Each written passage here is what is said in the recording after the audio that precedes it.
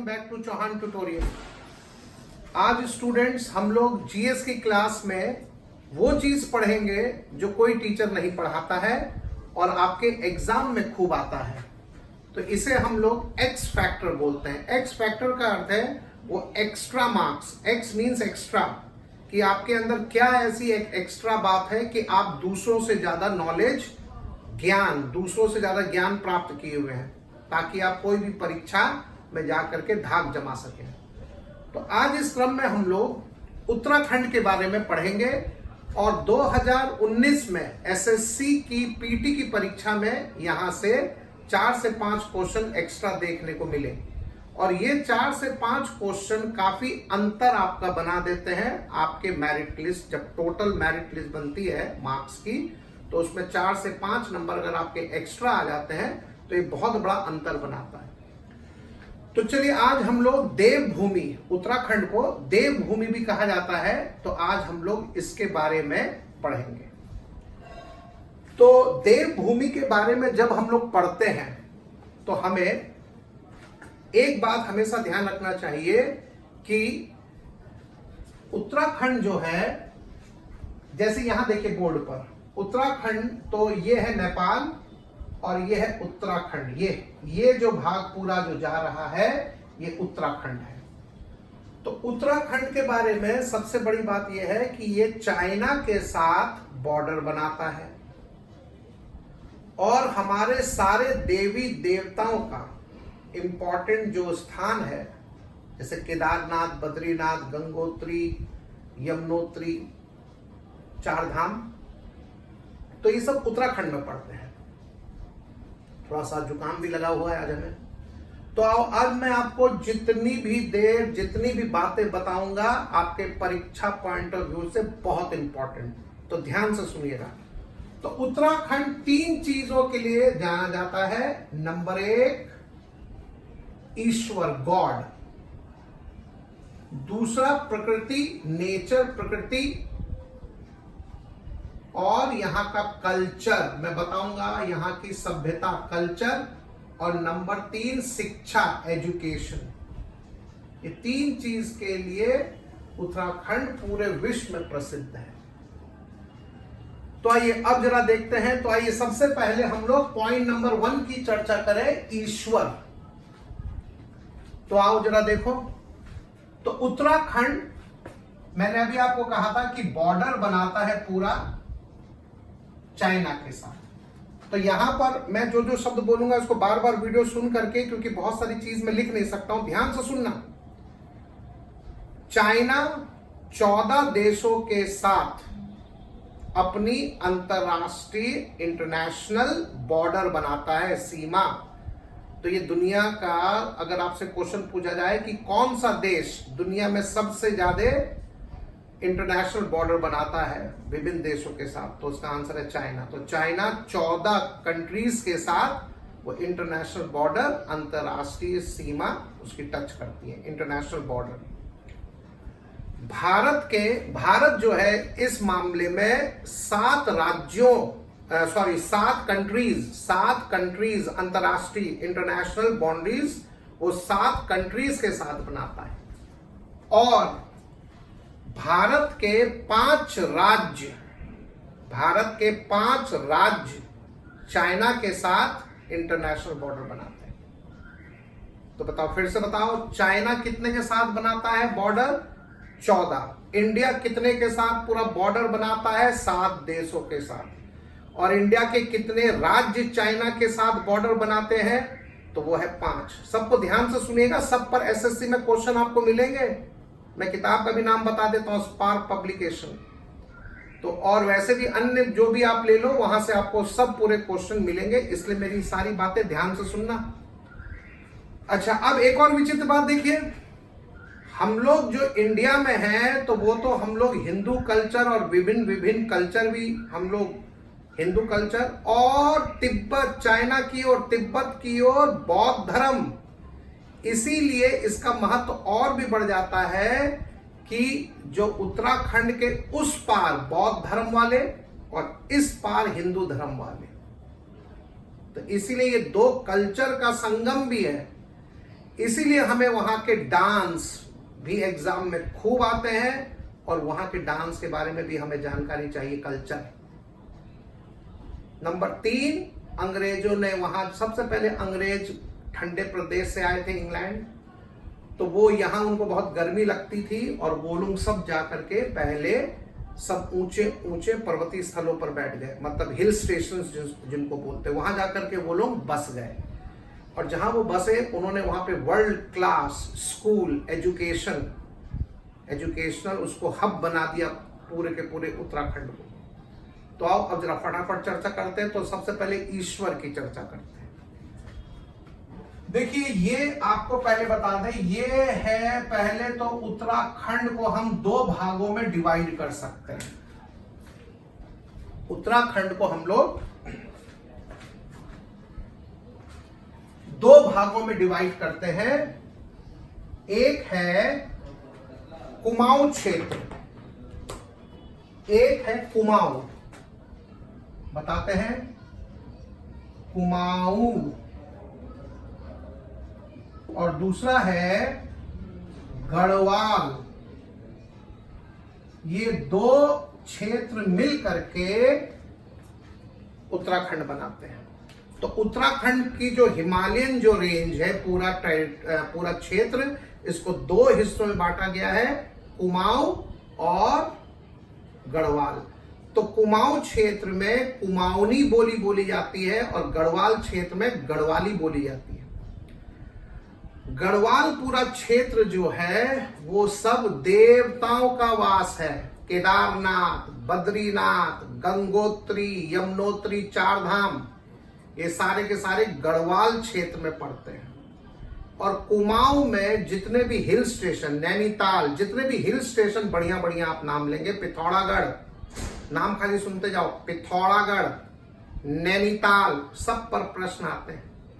ये जितने भी बढ़िया बढ़िया, चंपावत, ये जितने भी बढ़िया बढ़िया हिल स्टेशन के नाम मैं बता रहा हूं, ये सब इधर आपको कुमाऊं क्षेत्र मिलेंगे। इधर नहीं मिलेंगे, यहां तो ये सब ग्रेटर हिमालयाज में आता है, तो यहां आपको नहीं मिलेंगे। तो अब हम लोग आते हैं शुरू और आगे चलते हैं। चूंकि उत्तराखंड चाइना के पूरा बॉर्डर से सटा हुआ है, तो यहां पर बहुत महत्वपूर्ण दर्रे भी हैं। अब ये दर्रा क्या है? देखो, कोई भी आदमी, जैसे दर्रा उस जगह को बोलते हैं जो कि, मैं इसको मिटा देता हूं अभी, दर्रा जैसे पहाड़ है, पहाड़, ये पहाड़ है साहब, और ये भी पहाड़ है, और यहां भी पहाड़ियां हैं छोटी छोटी, तो ये बीच का जो स्थान होता है ये दर्रा होता है। और इसी दर्रे से हम लोग मिलिट्री वाले आज भी गाड़ियां यहीं से जाती, क्योंकि आप पहाड़ पर चढ़ नहीं सकते।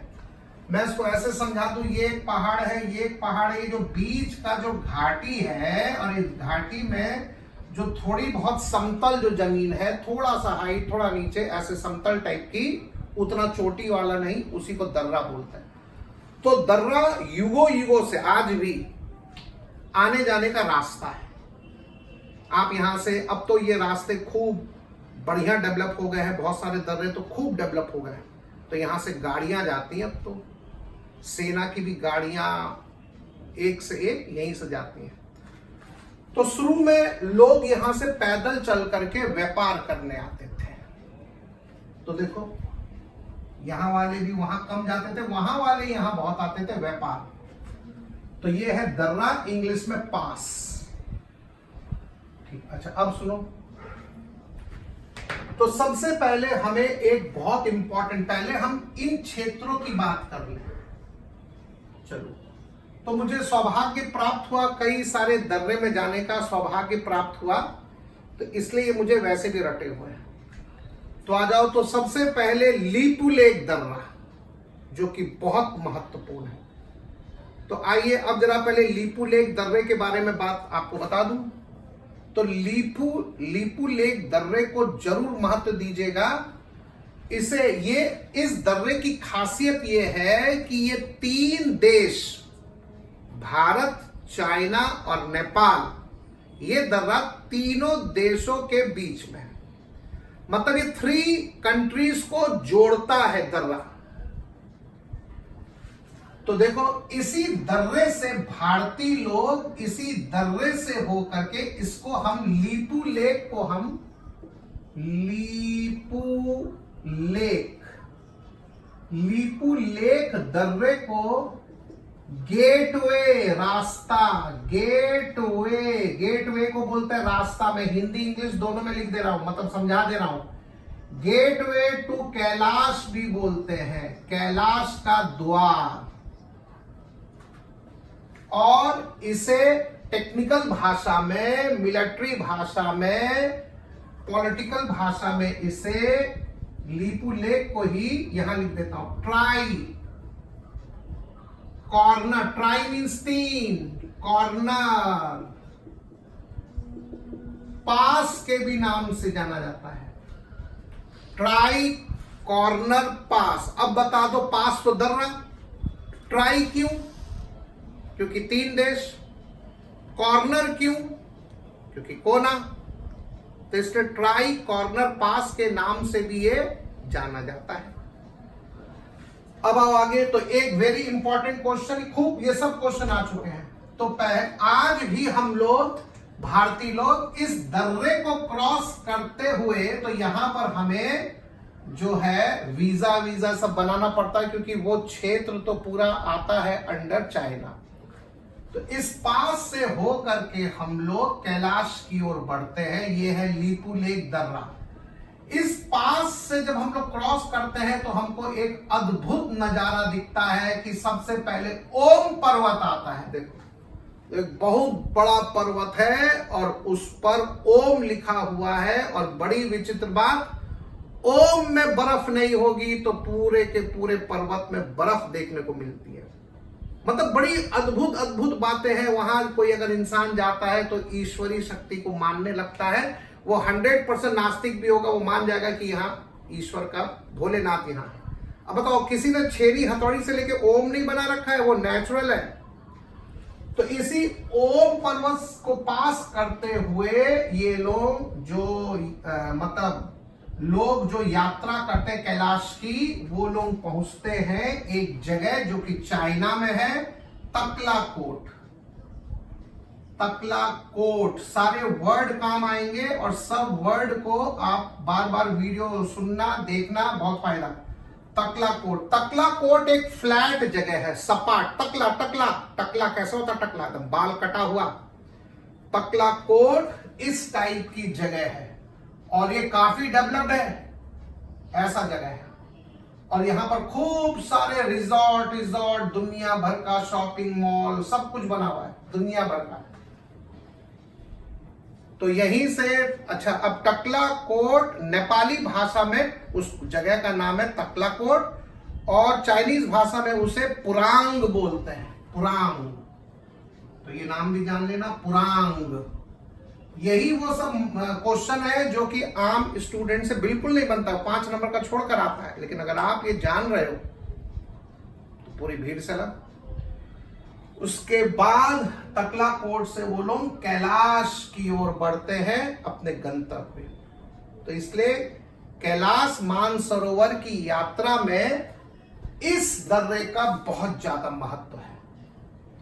तो चाइना वाला भी इसी दर्रे पर हमसे खूब 2-2 हाथ करने के लिए तैयार रहता है, गुस्सा दिखाता, हम बंद कर देंगे तुम्हारा लीपू लेक दर्रा, तो तुम कहां से आओगे, अपने भोलेनाथ के यहां कहां से जाओगे। तो ऐसा धौंस दिखाता है। तो ये देखो, अब वैसे ये जो कैलाश की जो यात्रा शुरू होती है तो वो एक जगह है धारचूला, वहां से शुरू होती है।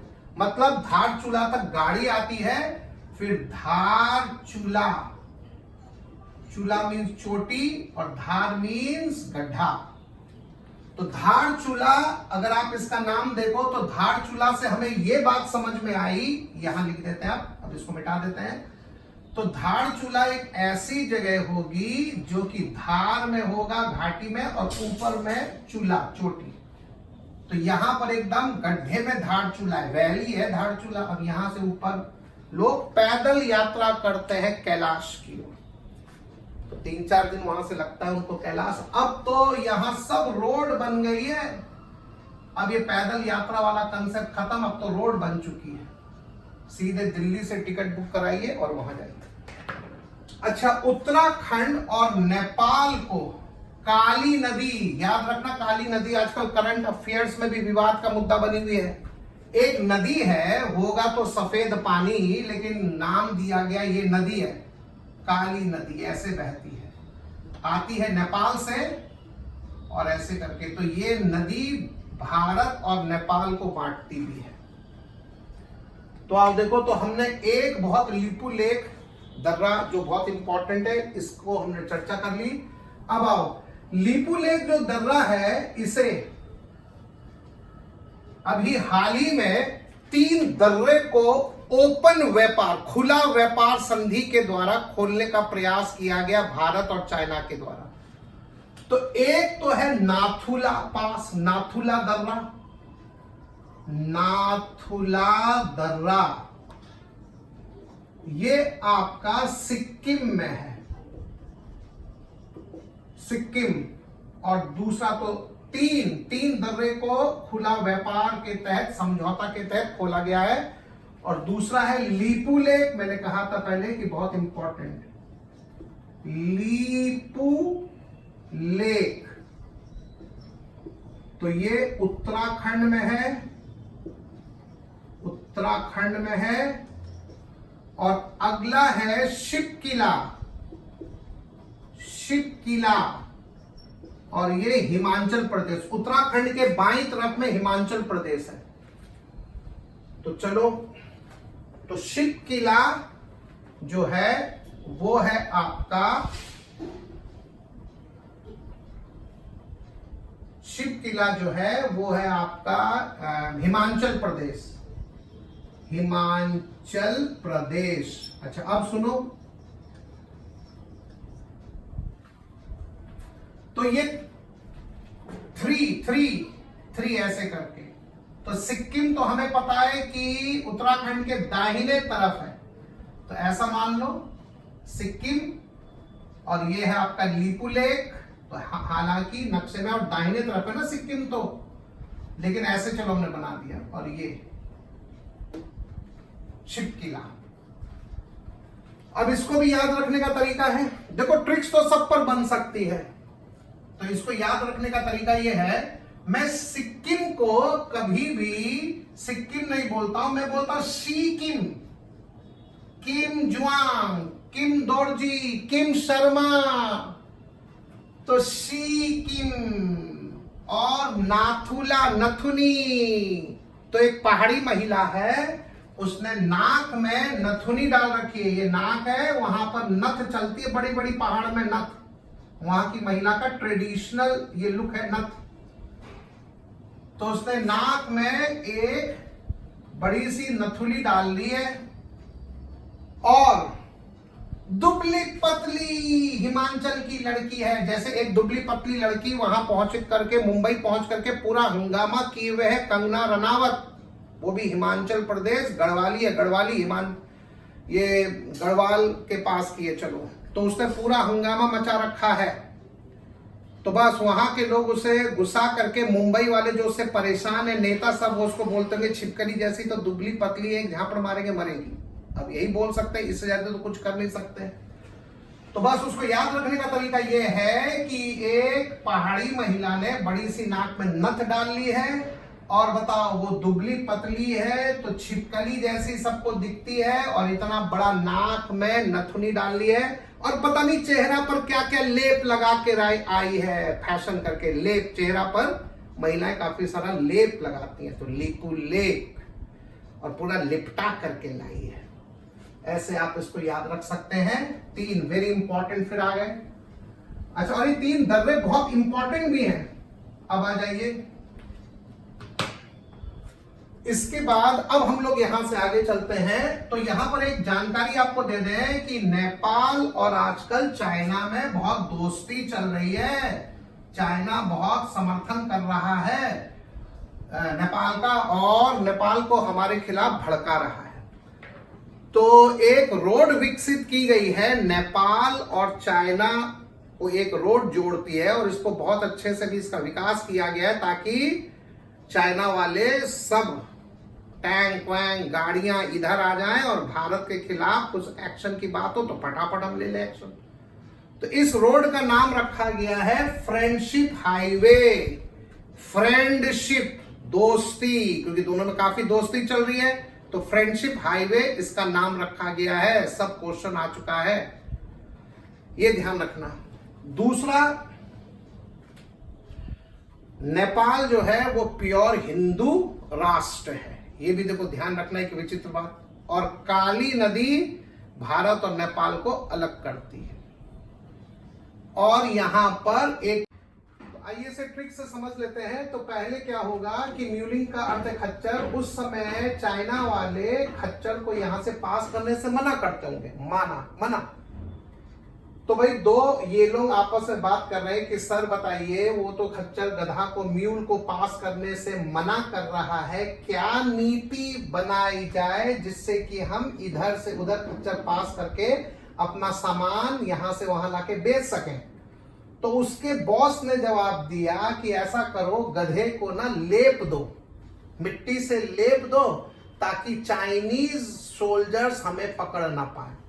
तो म्यूलिंग पास, माना पास, नीति पास, लिपुलेख पास। तो इसमें अभी दो पर क्वेश्चन खूब आ गया, म्यूलिंग पास और लिपुलेख पास। तो म्यूलिंग पास गंगोत्री के उत्तर में है, ये भी ध्यान रखना। तो ये मैक्सिमम महीना ये बंद रहता है क्योंकि वहां बर्फबारी बहुत होती है। अब आ जाओ, अब हमें अगला पहलू को भी देखना है, वहां के डांस। चूंकि जो हमारा जो सीमा है, हमारी जो सीमा है, वहां पर दो कल्चर का मिलन है, बौद्ध धर्म और हिंदू धर्म। तो Hindu culture and Buddhist culture. तो वहां के डांस भी इसलिए एग्जाम में खूब आते हैं। तो पहला डांस है छम। छम जो डांस है पूरे के पूरे तिब्बत लोगों के द्वारा, जो तिब्बत में रहते हैं वहां के लोगों के द्वारा मनाया जाता है। लेकिन इसको सबसे ज्यादा मान्यता और सबसे ज्यादा ये प्रमुख फेमस हुआ हिमाचल प्रदेश का। तो वहां से बहुत भव्य तरीके से मनाया जाता है। तो मनाया तो जाता है पूरे तिब्बत में, लेकिन सबसे ज्यादा इसको मान्यता मिली है हिमाचल प्रदेश। वहां की सरकार ने भी इसका बहुत समर्थन किया, लोगों ने भी इसको बहुत आगे बढ़ाया। इसलिए वहां रंगारंग कार्यक्रम होता है उस दिन, जिस दिन ये छम डांस वो लोग करते हैं। तो देखो इसमें क्या होता है, इसमें वहां के लोग जो ट्राइबल्स हैं तो वो लोग पहन लेते हैं मुंह पर मुखौटा। तो इसको मास्क डांस भी बोलते हैं, मुखौटा नृत्य। तो मुखौटा पहन करके वो लोग नाचते हैं और ईश्वर से ये कामना करते हैं कि हमें बुरी आत्माओं से मुक्ति दिलाओ। छम डांस, छम छमा छम छम। महिला ने पाजेब पहन ली, पायल, छम छमा छम छम, और थोड़ा थोड़ा नाची। अगला डांस है थोड़ा। तो इसमें इसकी खासियत क्या है, इस थोड़ा में खेल के रूप में गेम प्ले है, ये खेल के रूप में गेम प्ले, खेल नाटिका, खेल नृत्य, खेल खेल में ही वो लोग देवी देवताओं का आह्वान करते हैं और उनकी रक्षा की प्रार्थना करते हैं। तीसरा है चू फाट। तो यही तीन डांस सबसे लोकप्रिय है और यही तीन डांस आपको मेन जानना है। चू फाट सिक्किम का लोक नृत्य वहां के ट्राइबल्स के द्वारा। तो चू फाट में क्या होता है, ये जितने भी ये ट्राइबल्स होते हैं ये प्रकृति प्रेमी होते हैं। तो ये पहाड़ों की पूजा करते हैं, आत्माओं की पूजा करते हैं, देवी देवताओं की पूजा करते हैं, और वो भी बहुत व्यापक तरीके से। तो इसमें सिक्किम में अगर आपको याद हो कंचनजंगा पर्वत है, तो चू फाट में ये लोग पूजा करते हैं कंचनजंगा देवता की पर्वत, और उनसे ये प्रार्थना करते हैं कि हमारी रक्षा करो, हम पर कोई विपत्ति ना आन पड़े। तो ये तीन डांस, दो और बता दे, तोशी शोल्पा, अब नाम भी ऐसे होंगे बौद्ध धर्म वाले, लामा मनी, ठीक। तो ये 5 वहां के फेमस डांस, जिसमें से 3 पर एग्जाम में खूब आता है। अब आ जाओ कुछ उत्तराखंड की शख्सियत व्यक्तियों के बारे में जान लें। तो सबसे पहले जिम कॉर्बेट साहब के बारे में जान लो। तो उत्तराखंड में एक बहुत फेमस शिकारी भी रहा करते थे, अब तो उनकी मृत्यु हो गई, तो ये जो थे शिकारी थे ब्रिटिश मूल के थे और ये भारत से बहुत इनको प्यार, तो ये भारत में ही बस गए। ब्रिटिशर्स तो चले गए, कुछ ब्रिटिशर्स भारतीय प्रेमी होने के कारण भारत में बस गए। तो उस समय जब ये थे तो ये तो शिकारी थे, और उस समय उत्तराखंड में खास करके कुमाऊं क्षेत्र में वहां पर आदमखोर बाघों का बहुत ज्यादा आतंक था। तो इन्होंने आदमखोर बाघों से वहां के लोगों को मुक्ति दिलाई, उनको मारा। बाद में उन्होंने वहां पर टाइगर रिजर्व बनाने की मुहिम भी छेड़ी कि भाई हमने बहुत बाघ मार दिए हैं, और बाघ तो इसलिए आदमी को खा रहे हैं क्योंकि उसके दांत नहीं है, उनके पंजे नहीं है, बूढ़े हो गए हैं, जानवर को पकड़ नहीं सकते, इसलिए आदमी को पकड़ करके खा रहे हैं। तो उन्होंने बाद में इन्हें बचाने की मुहिम भी गांव वालों के साथ मिलकर के छेड़ी। तो उस समय के तत्कालीन उस समय के गवर्नर जो थे उनका नाम था मैल्कम हेली। तो उन्हीं के नाम पर पहला 1936 में पहला टाइगर नेशनल पार्क की स्थापना हुई। पहले इसका नाम था हेली नेशनल पार्क, बाद में इसका नाम बदल करके जिम कॉर्बेट नेशनल पार्क रखा गया। तो अगर आपसे कोई पूछे कि सबसे पुराना टाइगर रिजर्व कौन सा है, तो आप बोलना जिम कॉर्बेट नेशनल पार्क। तो ये नैनीताल के पास रामपुर एक जगह है, वहां पर है। दूसरी बात आपको ये पता होना चाहिए, बाद में आने वाले और अगले कुछ सालों में 1973 में इंदिरा गांधी सरकार ने एक प्रोजेक्ट चलाया सेव टाइगर, और उसके तहत उन्होंने भारतीय जंगलों को जहां पर टाइगर बहुत अधिक संख्या में पाए जाते हैं उनको टाइगर रिजर्व के रूप में घोषित कर दिया गया। तो वो साल था 1973 और इंदिरा गांधी उस समय प्रधानमंत्री थी। लेकिन ये जो जिम कॉर्बेट नेशनल पार्क है ये 1936 में स्थापित हुआ, ये ध्यान में रखना, ये 2 साल। अच्छा, अब आ जाओ। तो जिम कॉर्बेट साहब के द्वारा बहुत सारी किताबें भी लिखी गई, और चूंकि लेखक की मानसिकता जो उसकी शख्सियत है उसकी कलम से किताबों में आती है, तो इसलिए इनकी सारी किताबों का नाम भी मैन ईटर, आदमखोर ऐसे टाइप के नाम, जैसे कि man eaters of Kumaon, the man eaters of Rudraprayag, temple and the man eaters of Kumaon, मतलब इस टाइप के उनके नाम हैं। जंगल लोग, इसका अर्थ है कि अगर आपके किसी भी एग्जाम में कोई पुस्तक का नाम पूछा और उसमें यह पूछा the man eaters of Kumaon, the man killing फलाना फलाना रुद्रप्रयाग भी उत्तराखंड में जब हम लोग केदारनाथ बद्रीनाथ जाते हैं तो एक बहुत महत्वपूर्ण जगह आती है रुद्रप्रयाग। तो वहां पे बाघ होता होगा, लेपर्ड, वो तीर्थार्थ जो मतलब तीर्थ के लिए ऊपर जाते होंगे केदारनाथ बद्रीनाथ, उनको मार करके खाता होगा, तो उसको भी इन्होंने मारा। फिर एक मंदिर होगा वहां पे बाघ छिपा होता होगा, आदमी पूजा करने जाते उनको खाता होगा, उसको भी इन्होंने मारा। तो ये थे जिम कॉर्बेट साहब। दूसरा रस्किन बॉन्ड, ये भी अंग्रेज मूल के, भारत में बस गए, तो ये आज भी हैं और पद्मश्री से भी इन्हें नवाजा गया है। तो ये जो है रस्किन बॉन्ड, ये भी अंग्रेजी मूल के और मसूरी में ये आज भी रहते हैं, तो काफी चर्चित व्यक्ति। अब ये बचपन से ही छोटे छोटे बच्चों के साथ काफी घुले मिले, इसलिए इनकी किताबों में भी बच्चे वाले कैरेक्टर्स खूब फेमस है, और इनकी किताबों के नाम बच्चे वाले चीजों से प्रेरित है। तो इनकी कुछ विश्व प्रसिद्ध जो बुक्स है वो है, इस पर क्वेश्चन आ चुका है। The room on the roof, छत पर मकान, छत पर कमरा, उस कमरे में कोई लड़का रहता होगा, पात्र मेन हीरो, उसी के इर्द गिर्द कहानी है। दूसरा द ब्लू अम्ब्रेला, इस पर तो बॉलीवुड में भी इसी नाम से मूवी बनी। इसके बाद है फ्लाइट ऑफ पिजन्स, कबूतर कैद में फड़फड़ा रहा है, उड़ने दो से। तो इस पर श्याम बेनेगल ने जुनून फिल्म बनाई आगे जाकर के, जो कि काफी हिट हुई और बड़ी क्लासिकल मूवी है, और शशि कपूर साहब इसके हीरो। इसके बाद ए हैंडफुल ऑफ नट्स और the rusty boy from hills, ये है। आगे आइए, लास्ट में चलते हैं एजुकेशन पॉइंट ऑफ व्यू से। अब चूंकि अंग्रेज यहां पर आकर के गर्मी से बचने के लिए, क्योंकि वो लोग सब ठंडे प्रदेश से आए थे, तो गर्मी से बचने के लिए वो लोग सबसे पहले उत्तराखंड के और हिमाचल प्रदेश के जो हिल्स है, पहाड़ है, वहां जाकर के बसे। इसलिए इन्होंने वहां बसने के साथ साथ बेस्ट वर्ल्ड के स्कूल बनाए। इसीलिए यहां पर दुनिया के सारे एकेडमिक्स वाली संस्थाएं, एकेडमिक्स वाले स्कूल, इंस्टीट्यूशंस आपको मिलेंगे, academic institutions, those who are well known all over the world. तो देखो, तो सबसे पहले यहां पर एशिया का प्रथम टेक्नोलॉजी कॉलेज खुला, आईआईटी रुड़की।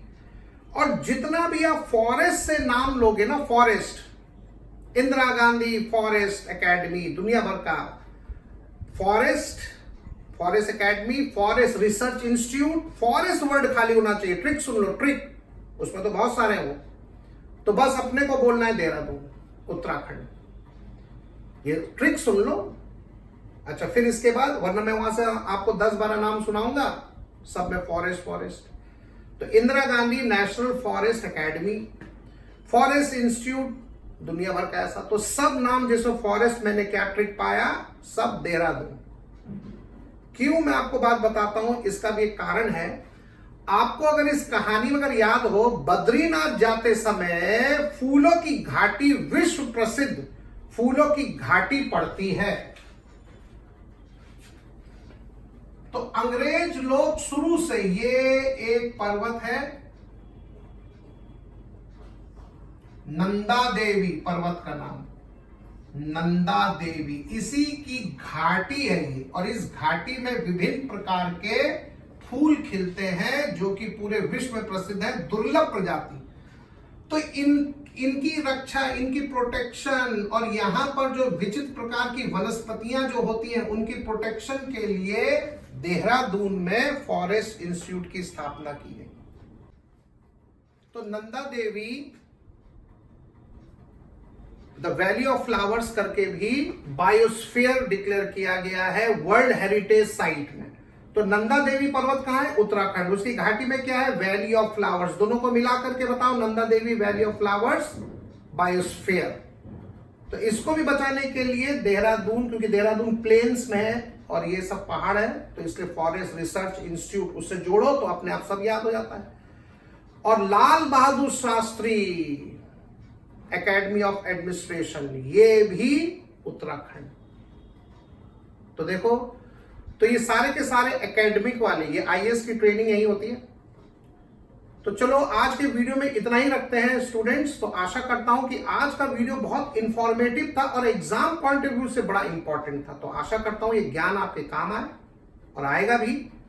तो अगर आपको मेरा ये वीडियो पसंद आया तो लाइक, शेयर एंड सब्सक्राइब जरूर करें, ताकि मेरा भी मनोबल बढ़ा रहे। ओके स्टूडेंट्स, अगली बार एक नए वीडियो, नए ज्ञान के साथ। Thank you very much.